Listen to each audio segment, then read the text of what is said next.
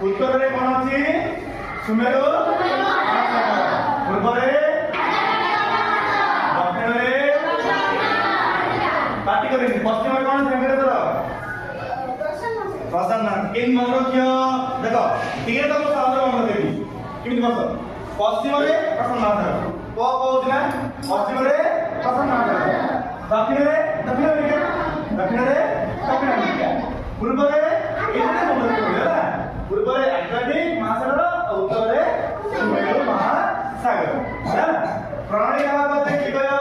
କାଇଁ ବର୍ଷା ପ୍ରଣାଳୀ କାହା କଥା ଯାଅ ତୁମ କେବ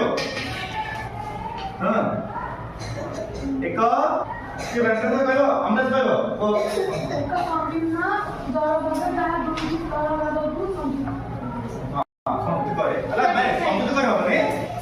চলে ঠিক আছে সুযোগ করে তো মগে সুযোগ দিয়ে ହେଲା সমঝোতা কলে কি ভুল হবে টেনশন নেই